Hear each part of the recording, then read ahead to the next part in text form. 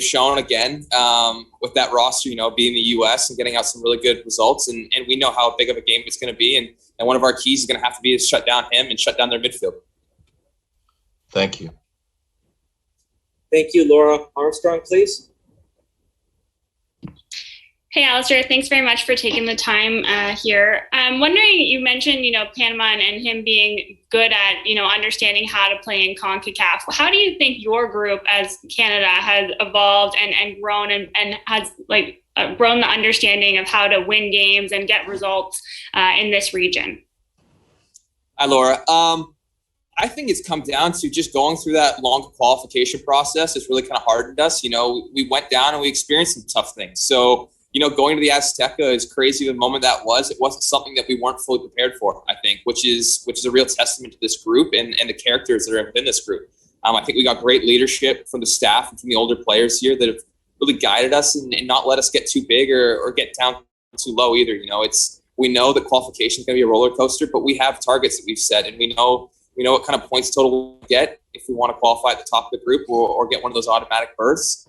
So at the same time, it's having a really clear and focused game plan so that you just don't get caught up in the emotions of a tough result on the road or getting a big point at the Azteca when we felt we could add 3. It's not getting too ahead of ourselves then, because there's going to be other games in the window that if you drop points, so let's say Panama at home, that it flips that how you look at that window, how well it was, how good it went. So it's one of those ones that I think just keeping a really just steady, cool, calm, collected head has been super important, and it comes down to our leadership. They've kept all of us young bucks in line and everyone fighting for the good of the cause. Thanks, Richard. Hi, John. Welcome home. Hey, Neil. Another stadium backdrop for you. Yeah, we know this. We know this one. John, Panama, like you, had to get to the final round the hard way. And so far, so good for them. From what I understand, they're using a pretty tight group of players, physical, with some veteran leadership. What do you expect from them? And are you surprised by how well they've done so far? No, not surprised. They're a good team. I mean, they're 2018 World Cup finalists. So they've got that veteran experience. You can see that in every game. They're just a team that can manage games very well.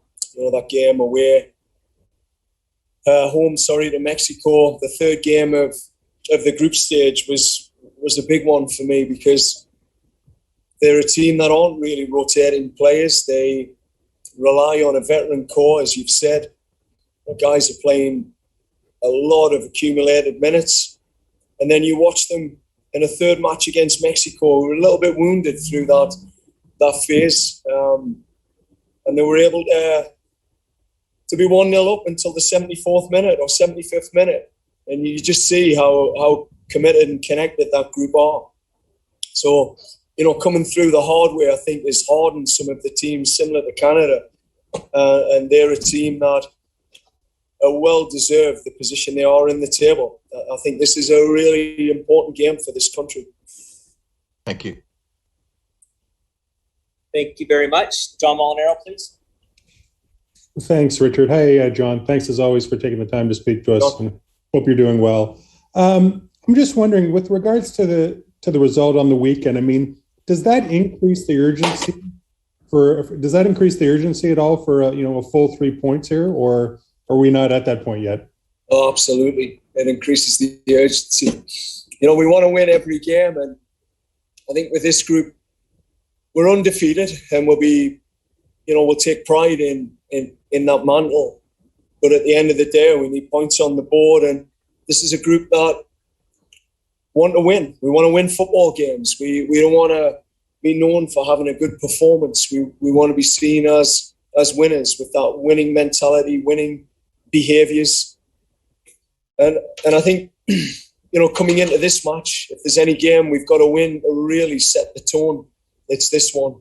I mean, I feel like this is a 6-point match for Canada, given where the standings are, but more importantly, where I think, Panama are going to be by the end of this journey. I think these are one of the genuine threats to a top 3 place. Thanks, John. Good luck tomorrow.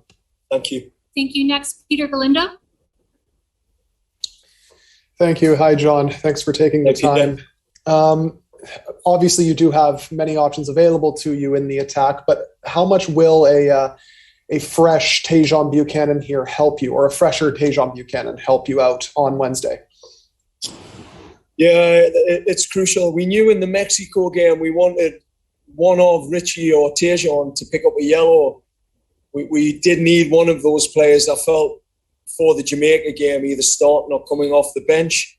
So to have two of them fresh is brilliant. We'd hoped to have had Atiba and Kyle available for this game. I mean, the plan was to have Atiba starting in this match and Kyle coming off the bench, but neither of those players have been made available, and Cavallini never made it either. So we were hoping, flying back from Toronto, those guys were going to be meeting us, and they're not here. So I think having Richie and Tajon fresh is been a real blessing in disguise. And we lost Junior Hoylett as well. He's returned back to his club today. That was really disappointing. Unfortunately, picked up a little hamstring tear in the warm-up, match day -1 in Jamaica, and we just couldn't turn him around. So again, hopefully the young guns can provide us with some presence off the bench, and people like Schaffelberg, this is his hometown and he's been in some great form here.